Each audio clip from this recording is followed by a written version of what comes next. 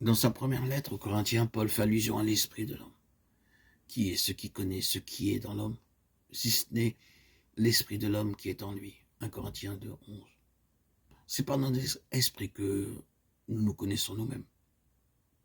Une connaissance plus approfondie que ne serait celle de l'intelligence. Cet esprit régénéré est uni au Seigneur, dans une union intime. Car celui qui est uni au Seigneur est un même esprit avec lui. 1 Corinthiens 6, 17. L'esprit de Jésus et notre esprit ne forment qu'un seul esprit, de sorte que quand l'esprit se meut dans notre esprit, nous marchons avec lui dans une union parfaite de notre esprit avec le sien.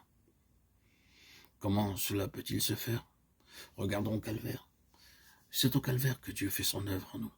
Il est écrit que le Seigneur étant mort selon la chair fut vivifié par l'esprit. 1 Pierre 3, 18. C'est lorsque nous nous identifions avec Christ dans sa mort que notre esprit est vivifié et ressuscité en nouveauté de vie avec lui. C'est pourquoi il faut reconnaître la croix comme seule base de cette vie selon l'esprit. De même que le Seigneur fut mis à mort au calvaire et ressuscita par l'esprit, de même il nous faut aller au calvaire pour être spirituellement mis à mort selon la chair. La chair doit être regardée comme crucifiée, Galates 5, 24, afin que le croyant puisse marcher selon l'esprit jour après jour et ne pas accomplir les désirs de la chair, Galates 5, 16, 25. Il faut que nous soyons amenés toujours plus profondément à cette communion intime avec Christ dans sa mort.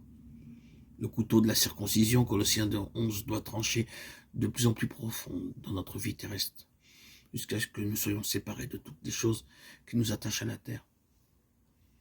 Notre esprit ne peut demeurer, se mouvoir et vivre en Dieu, à moins que nous ne soyons disposés à laisser le Saint-Esprit nous amener à une conformité parfaite avec Christ en sa mort.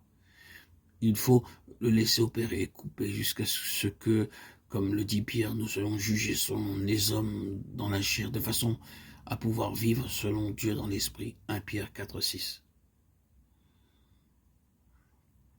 Il en coûte de laisser le couteau opérer dans notre vie terrestre. Mais à moins que Dieu ne coupe de plus en plus profondément, aucun de nous ne comprendra combien nous sommes entièrement attachés aux choses de ce monde. Souvent nous pensons avoir été crucifiés avec lui en sa mort. Alors Dieu nous place devant de nouvelles circonstances et nous découvrons que nous n'étions pas aussi profondément séparés du monde que nous le pensions.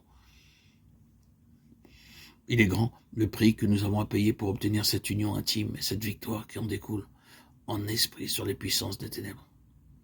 Mais nous désirons non seulement une victoire personnelle, mais être amenés au point où Dieu peut avoir par nous cette complète maîtrise sur cette puissance satanique que les apôtres connaissaient bien.